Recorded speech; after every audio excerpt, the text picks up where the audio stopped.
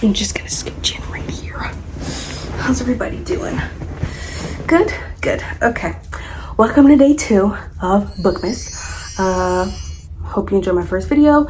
This is number 2. Number 2, we're gonna be going through my November reads.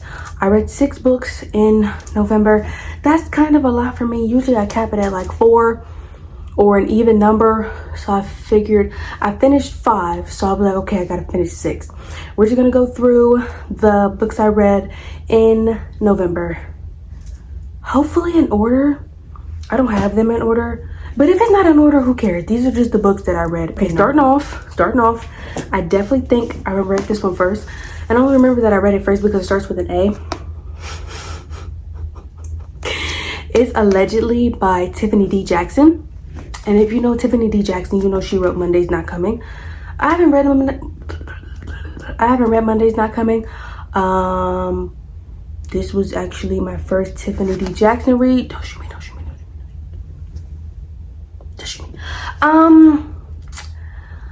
It was basically how Mary Addison, which is the main character, she allegedly killed a baby when she was 7 years old.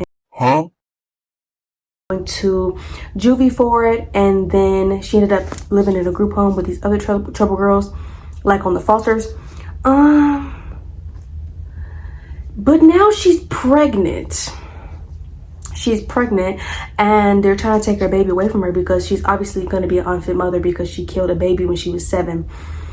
But she's like, guys, I didn't kill the baby. My mom killed the baby. Like, y'all need to go talk to my mom about that because my mom knows the truth about that night, which she does. But the kicker part is Mary is an unreliable narrator. And Mary actually killed the baby all those years ago. And she's going through this entire book, trying to convince us, the readers, that she didn't kill the baby and that she's innocent and that her mom is crazy and her mom killed the baby when she's really the crazy one. And her mom, that she calls her mom, that's not even her biological mom. Don't know how she ended up with this lady, but that's not her real mom. So I think that she wanted, well, I don't think she wanted Alyssa's mom, which is the name of the baby that she killed. She wanted Alyssa's mom to be her mom. So she killed Alyssa so that Alyssa's mom would want her. Which make no sense. Girl, she didn't do that math all the way when she was 7 years old. But can we blame her? She was only 7. So, yeah, I gave this book a 3 out of 5. And it was 387 pages. Felt like it could have been less.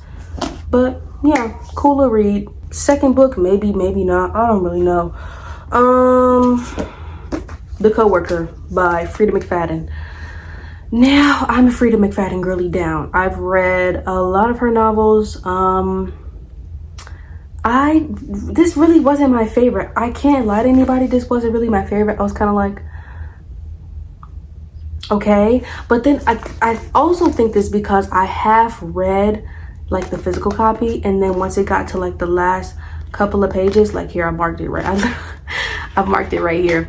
When I got to chapter 46, I think I switched to audiobook because I was driving back from somewhere and it was a long drive. So I was kind of like, okay, I'm gonna turn the audiobook on. Turned the audiobook on. Nobody told me audiobooks, you have to really hone in on the details.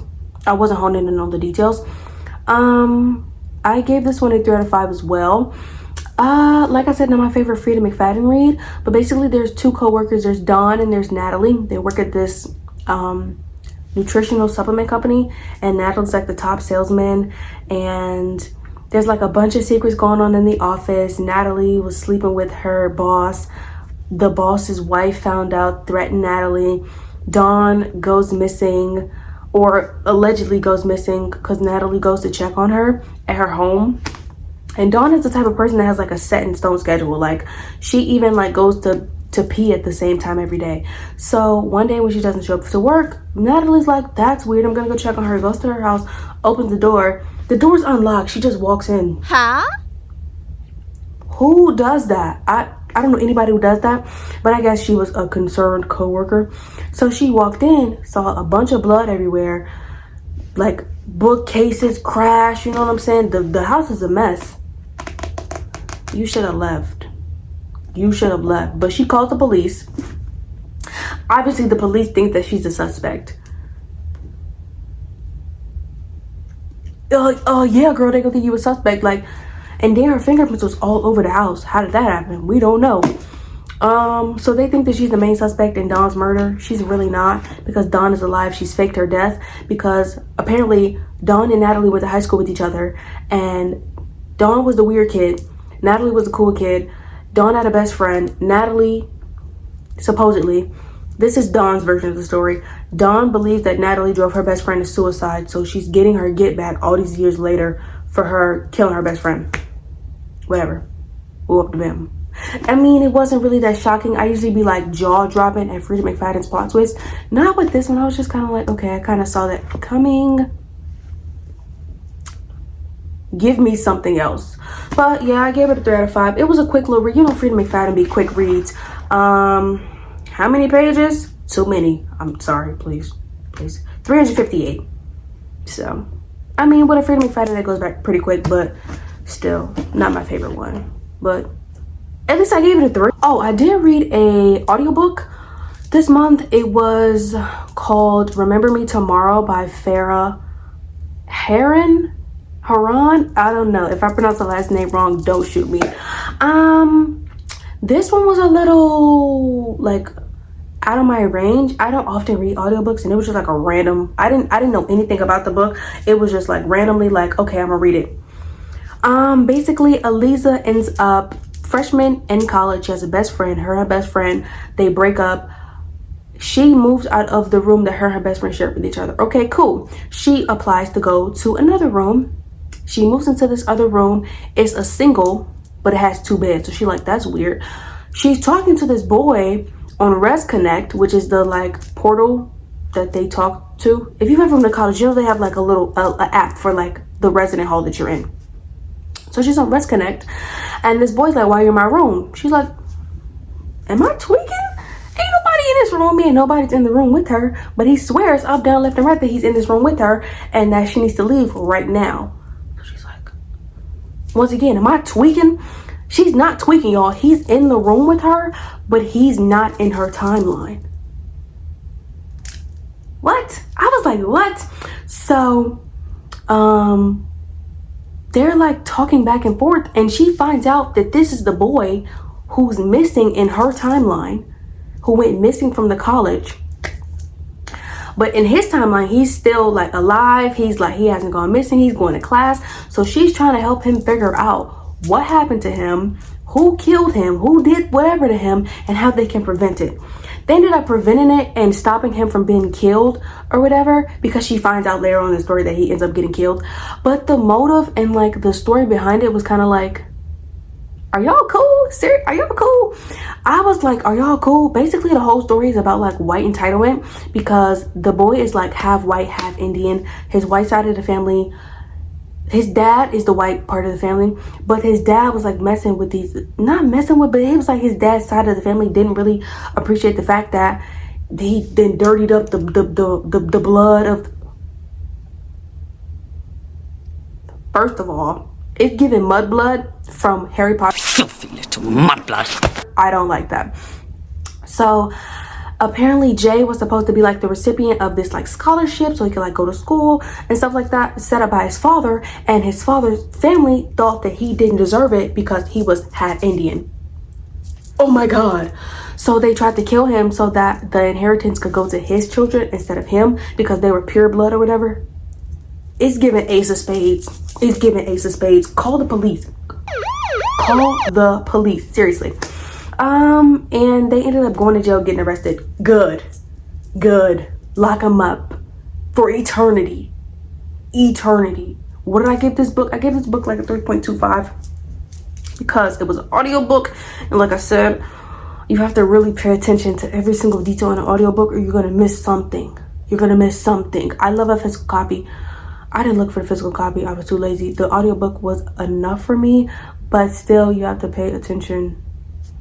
Turn it on when you're reading the audiobook. But yeah, next book, I did say I read 6, right? So next book, this is book number 4. Sorry. What Happened to Ruthie Ramirez? Okay, this was kind of like a contemporary fiction novel by Claire Jimenez. So how do I explain this one? So Ruthie, what happens to Ruthie Ramirez? Ruthie Ramirez is a character. Obviously, she's a character. She's the... Give me a second. So she's the main topic in the book, basically, because she ends up, when she was 13 years old, she's walking from track practice and she never comes back home. And she's been missing for like 12 years. The story takes place 12 years after she goes missing. She has an older sister, a younger sister, and mother. Their dad passed away. So one day the older sister's watching TV and she's watching Catfight, which is like Bad Girls Club, like baddies.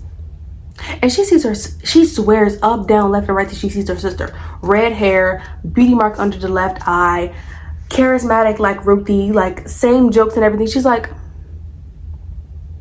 I think that's Ruthie. So she calls up her youngest sister and she's like, hey, turn the TV on. I think this is Ruthie.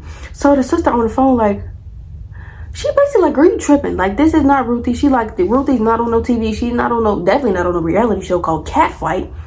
She turned the TV on. She said, wait a minute, you might be on to something. She said, you might be on to something. Hold on. So she ended up going to her sister's house and they're watching it together. And the girl like laughed or something. And they look at each other. And they're like, that's Ruthie. That's Ruthie's laugh. So they make this big plan to go find Ruthie, bring her back, you know, become the Daughters of the Year.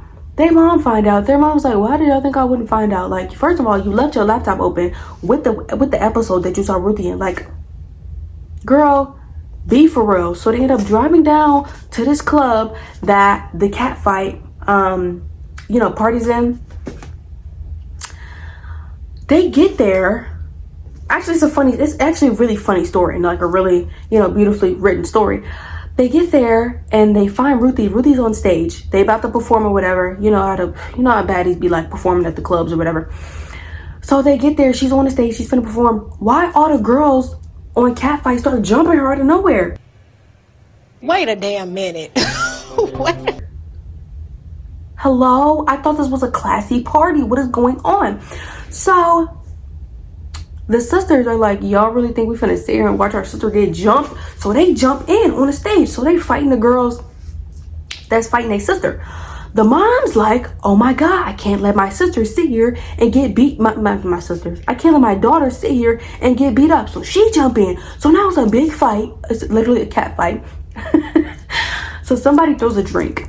And this is the moment. If it was a movie, like it would start going in slow motion. And everybody would like have like a pause moment. Somebody throws a drink at Ruthie. And like I said, she has a beauty mark underneath her left eye, right? Y'all see that? Somebody throws a drink. And if you've ever seen a beauty mark, they don't come off. The beauty mark comes off when somebody throws the drink. And the mom and the two sisters, they stop. And they just look at each other. Because that's not Ruthie. That's not Ruthie. And they come to that realization all at the same time. And my heart dropped to my knees when that part happened. I was like, oh my God. Because I was rooting for them. I seriously was rooting for them. But it wasn't Ruthie. And I was like,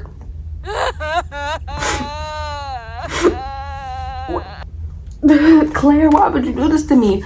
I was rooting for them to be reunited after 12 years. So what happened to Ruthie Ramirez, guys? I'll tell you what happened to Ruthie Ramirez. That day, I told y'all she was walking from track practice at 13 years old. She decided to take a different route. She took a different route. A man pulls up, says, hey, do you need a ride? She says, no, good. No, I'm good. Thanks. He says, I think you should take a ride. It's raining. She basically told him, get out of here. Like, I don't want no ride. He snatched her, killed her, and dumped her body in a lake. And they didn't find her body till 20 years later. Yeah. I would recommend 3.5. Will recommend. Probably like my second favorite read of this month. Real by Kennedy Ryan. Look at that reflective cover. Look at that. Real by Kennedy Ryan. Romance, OVS. Okay, first Kennedy Ryan novel, OVS. not ofs. But one thing I can't say about this book is that it was beautifully written. Like, this book flowed so well. Now, was it a couple of words that I had to look up? Absolutely. And I actually like books like this that make me question my vocabulary and expand my vocabulary. This was the book. I was Googling words. I'm like, wait, what does this even mean? Good, okay. Neva Saint is an actor on Broadway when she's performing actually she's an understudy on Broadway. So one of the actors gets sick and she has to perform as an understudy. So she just goes out there, does her thing. Little does she know there's a director at the play watching her, and he's like enamored with her performance. He's like, I need her to play in my movie that he's writing. So he ends up casting her in the movie and they end up falling in love. But Neva has lupus. Lupus causes skin flare-ups. Jesus Christ. Lupus causes skin flare-ups. Lupus causes extreme fatigue. Lupus causes like so many degenerative problems within your body. It's literally your body attacking you, seriously. And she's trying to film this movie while dealing with lupus, and a big factor in her lupus is stress. So she's stressed making this movie. So she's just like, is the movie worth it? Yes, it is, because this is her big break in Hollywood. She's an unknown actor. This is her big thing, and she's like battling lupus at the same time and in love with the director, but she doesn't want anybody to know that she's in love with the director, because then everybody's gonna be like, oh, did she get this spot in the movie because she's sleeping with the director? No. But actually it comes out that her and the director are sleeping with each other because the director's ex, which he worked on her with another movie, he ended up falling in love with her too. So she's like, this is the only reason why she's being casted, because I wanted to be casted in the movie. I wanted to audition, but he didn't let me because he's in love with her. And she's like a renowned artist, like everybody knows her, and everybody's like, ooh. This was a good book. I gave it a 3 out of 5. 3.5 out of 5. This was a really good book. Kind of on the thicker side. It's 465 pages, but it was worth it. It was worth it. So yeah, check it out. If you don't like it, don't tell me about it. 460. But yeah, I really like this book, and it was my first Kennedy Ryan novel, and it will not be my last. I'm excited because this is my favorite read of the month. The Only One Left by Riley Sager. Okay. Was I unfamiliar with Riley Sager's game? Yes. Did I know she was dropping plot twists like this in her books? No. Will I be back for more after this novel? Yes. Okay.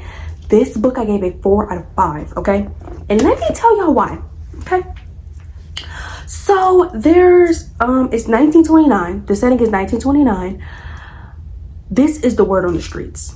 The streets saying that Lenora Hope, at 17, Lenora Hope hung her sister with a rope, stabbed her father with a knife, took her mother's happy life. It wasn't me, Lenore said, but she's the only one not dead.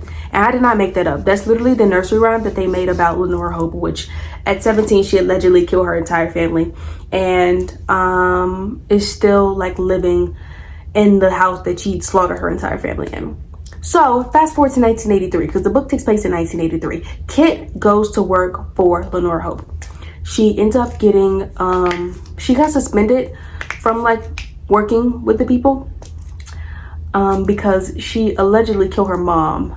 She left out it wasn't Percocets, but it's like something as strong as those. She left those out while she went to sleep, and her mom took all of them and OD'd. Now it's like, was it an accident or did she do it on purpose? She got suspended from her job for that. So she's back at her job. She needs money. So her boss is like, here, this is an assignment.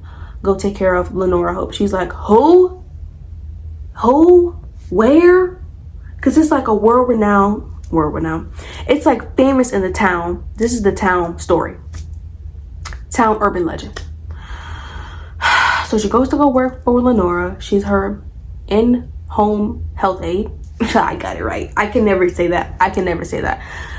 But she goes to work for her. She's doing, you know, not cleaning. She's giving Lenore a bath. She's giving Lenore her medicine. She's doing her ambulatory exercises. You know what I'm saying? Moving the arms, moving the legs. Because Lenore can't walk. Lenore can't talk. Lenore's wheelchair bound. Okay? She can move one of her hands. One night, Lenore looks at the typewriter and Kid's like, you want to write something? And Lenore basically is like, taps her hand twice for yes, once for no. That kind of ordeal. So she taps on the typewriter. I want to tell you everything about like what happened that night. And Kid's like, oh yeah, I'm down. Like, I'm down. Put me to the money. Y'all are not prepared. Y'all are not prepared for the story that unfolded after Lenore goes, I want to tell you everything. I wasn't prepared. Usually I'm really good at guessing like the ending of books or whatever. I guessed one of the plot twists out of like 5. So yeah, needless to say, this book kept me on my toes, kept me guessing, kept me wondering, kept me in suspense until the exact last page. And you want to know something? Some people don't like that from a book, but I do, because I want to be enamored until the last page. I want you to pull me in and don't let go until I close this back cover. So yeah, 4 out of 5. If you take one book from this video, take this one, because this one was really good. And it is only 382 pages. Not that bad. So yeah, this The Only One Left by Riley Sager, and this will not be my last Riley Sager novel. Y'all will see her in the future. So yeah, those are my November reads.